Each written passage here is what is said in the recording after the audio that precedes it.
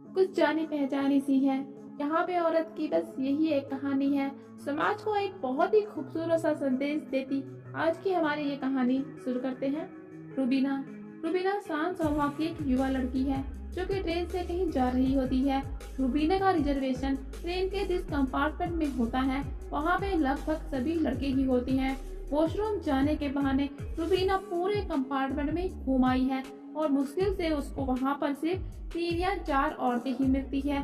फिर वापस आकर वो अपनी सीट पर बैठ जाती है। पहले से घबराई रुबीना अब और ज्यादा घबरा जाती है क्योंकि वो पहली बार यूं अकेले ट्रेन में सफर कर रही है। फिर खुद को सहज रखने के लिए रुबीना चुपचाप अपनी सीट में बैठकर एक मैगजीन खोलकर पढ़ने लगती है कि तभी तभी नवयुवकों का एक झुंड उसके कंपार्टमेंट में आ जाता है, जैसे मानो वो सभी लोग मिलकर किसी पिकनिक पर जा रहे हों और हंसी मजाक चुटकुले करते हुए खूब धूम मचा रहे थे।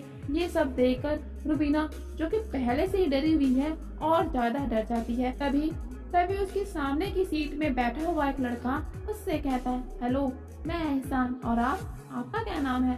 तो रुबीना डरी सहमी से कहती है, जी जी वो मैं इतना कहकर चुप हो जाती है। तो वो लड़का कहता है, रहने दीजिए, नाम नहीं बताना तो मत बताइए, ये तो बता दीजिए कि आप कहाँ जा रही है।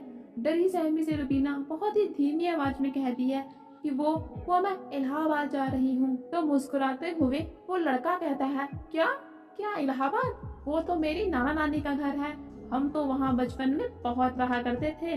तो वो आगे कहता है, तो फिर इस लिहाजे से तो आप मेरी बहन लगी। खुश होते हुए एहसान ने कहा और फिर इलाहाबाद की अनगिनत बातें बताने लगा। उसके नाना जी काफी नामी व्यक्ति हैं, उसके दोनों मामा सेना के उच्च अधिकारी हैं और ढेरों पुरानी बातें करने लगा। ये सब सुनकर अब रुबीना थोड़ा सा सहज महसूस कर रही थी और अब रुबीना वो भी उसकी बातों में दिलचस्पी लेने लगती है और अपने आप को एहसान जैसे भाई के साथ बहुत ही सुरक्षित महसूस करती है। और फिर ऐसे ही बातों में रात का सफर कर जाता है। जैसे ही सुबह होती है तो रुबीना एहसान से कहती है, लीजिए मेरा पता लिख लीजिए, कभी नाना नानी के घर आना हुआ तो मुझसे मिलने जरूर होना।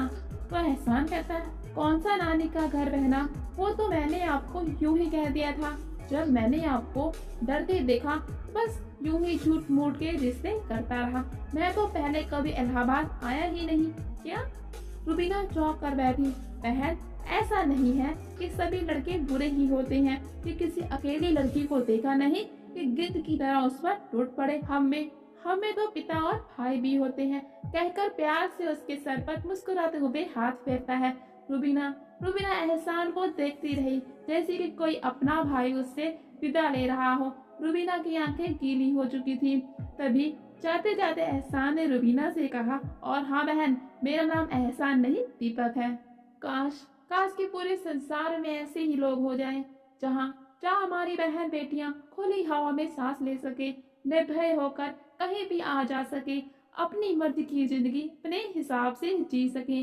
फ्रेंड्स, आई होप कि आपको ये कहानी बहुत ही पसंद आई होगी। तो फ्रेंड्स, अगर आपको ये कहानी थोड़ी सी भी अच्छी लगी है तो मुझे मोटिवेट करने के लिए स्टोरी को लाइक कीजिए, चैनल को सब्सक्राइब कीजिए और हम मिलेंगे अपनी अगली कहानी में।